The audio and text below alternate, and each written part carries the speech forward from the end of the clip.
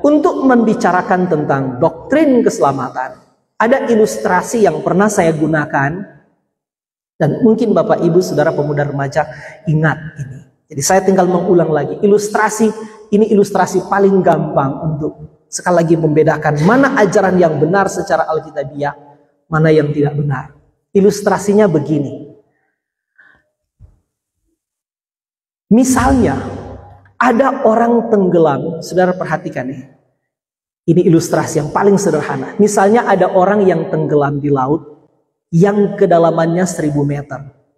Kita pinjam namanya Penatua Ivo. Misalnya dia penama Penatua Ivo. Mari kita, ini cuma contoh. Kita berdoa Penatua Ivo umur panjang, diberkati, sukses, dan dibuat berhasil oleh Tuhan. Amin. Ini contoh. Misalnya orang yang tenggelam di laut itu Penatua Rivo. Tenggelam di laut yang kedalamannya 1000 meter. Dia belum mati. Cuma sojaba mati. Belum mati, tapi sedang menuju kematian. Nah, jadi dia belum mati, tapi sementara menuju kematian. Sementara dia tenggelam di laut yang kedalamannya 1000 meter, tiba-tiba Tuhan berdiri di pinggir pantai lalu berteriak, Penatua Ivo. Lalu dia dengar, jangan babodok situ, di bawah sana ada hiu. Mana babodok situ?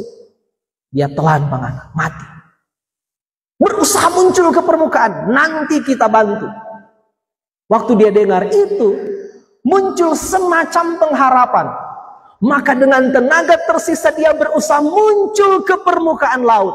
Dia sampai di permukaan laut, dia lihat, oh betul, Tuhan yang Bapanggil. Lalu Tuhan mulai bimbing. Berenang 5 meter ke kiri, berenang lagi 5 meter ke kanan. Terus. Singkat cerita, selamatlah dia sampai di pinggir pantai, nyandak jadi mati. Nah, ilustrasi ini kemudian dijelaskan secara teologis begini. Keselamatan itu adalah hasil kerjasama Allah dan manusia. Allah aktif, manusia aktif. Allah punya peran, manusia punya peran. Allah punya sumbangsi, manusia punya sumbangsi. Allah punya sesuatu yang dikerjakan, manusia juga punya sesuatu yang dikerjakan. Allah memanggil, manusia berespon. Allah punya tanggung jawab, manusia juga punya tanggung jawab. Jadi keselamatan itu adalah hasil kerjasama Allah dan manusia. Allah memberikan perintah, manusia menaati, memberi tanggapan, melakukan semua perintah-perintah. Allah menawarkan keselamatan, manusia berjuang, berbuat baik, melakukan apapun untuk memperoleh keselamatan. Di dalam istilah teologi, konsep ini dikenal dengan, sudah tahu apa? Sinergisme. Jadi keselamatan menurut konsep sinergisme. Sinergisme dari kata sinergi artinya bekerja sama. Jadi itu satu. Tahan sampai situ ya. Ilustrasi kedua. Ilustrasi kedua, ada orang sama DP kasus. Triksi kita pinjam nama ya. Ada orang tenggelam di laut yang kedalamannya 1000 meter. DP nama contoh Triksi dah. Ini cuma contoh. Triksi itu atau? Iya Triksi. Ini cuma contoh. Mari kita berdoa. Ini cuma contoh Triksi. Kita berdoa Triksi umur panjang, sukses, berhasil, Tuhan berkati, menjadi berkat. Ada orang yang tenggelam di laut. Contoh satu tadi. Contoh dua Triksi. Orang ini tenggelam di laut yang kedalamannya 1000 meter. Dia beda dengan kasus tadi. Dia so mati. So sampai di dasar laut. So ndak bisa apa. Memang kalau so mati so ndak bisa apa-apa Kang. So mati so sampai di dasar laut. So ndak bisa apa-apa. Betul-betul so mati. Lalu Tuhan datang. Tuhan menyelam ke bawah laut. Tuhan angkat dia, Tuhan bawa di pinggir pantai, kong Tuhan hembus nafas baru. Kong dia hidup ulang. Ilustrasi ini kemudian diterangkan secara teologi begini. Keselamatan itu adalah tindakan sepihak dari Allah. Allah aktif, manusia pasif. Allah berjasa, manusia tidak ada jasa. Allah berperan, manusia tidak ada peran. Allah saja yang punya sumbangsi, manusia tidak. Seluruhnya Allah yang merencanakan, Allah yang mengerjakan, Allah yang bertindak. Semuanya adalah tindakan inisiatif dari Allah.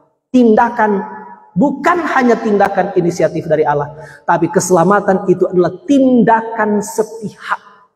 Hanya Allah yang berjasa, hanya Allah yang berperan, hanya Allah saja. Manusia tidak ada jasa, tidak ada peran, tidak ada sumbangsi. Jadi dalam istilah teologi, konsep ini dikenal dengan monergisme. Yang tadi apa pertama? Penatua Ivo, dia konsep apa? Sinergisme. Kalau Triksi contoh tadi, monergisme. Sekarang, yang benar secara Alkitabiah yang mana? Ini sudah berulang-ulang kan saya terangkan. Yang benar secara Alkitabiah, konsep keselamatan yang benar secara Alkitabiah. Karena dua konsep inilah, paling kurang dua konsep besar inilah yang ada bukan hanya di agama-agama, tapi bahkan di dalam gereja sendiri. Masih ada tuh dua konsep ini. Sekarang kita tanya ulang.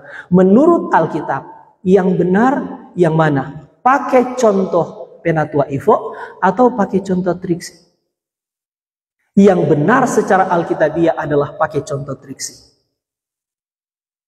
Keselamatan itu yang benar, bukan hasil kerjasama Allah dan manusia.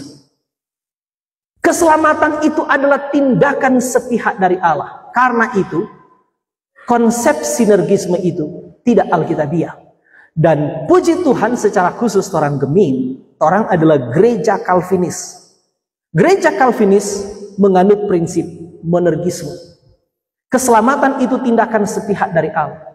Itu sebabnya ayat-ayat selain yang orang baca hari ini, ada ayat-ayat lain yang populer. Misalnya Efesus 2 ayat 8-9. Sebab karena kasih karunia kamu diselamatkan oleh iman, itu bukan hasil usahamu, tetapi pemberian Allah, itu bukan hasil pekerjaanmu. Jangan ada orang yang memegahkan diri. Atau Titus 3 ayat 5. Pada waktu itu dia telah menyelamatkan kita bukan karena perbuatan baik yang telah kita lakukan, tetapi karena rahmat-Nya. Atau misalnya Yohanes 3:16 yang orang so hafal dari sekolah minggu kan? Karena begitu besar kasih Allah akan dunia ini sehingga Ia telah mengaruniakan Anak-Nya yang tunggal supaya setiap orang yang percaya kepadanya tidak binasa melainkan beroleh hidup yang kekal.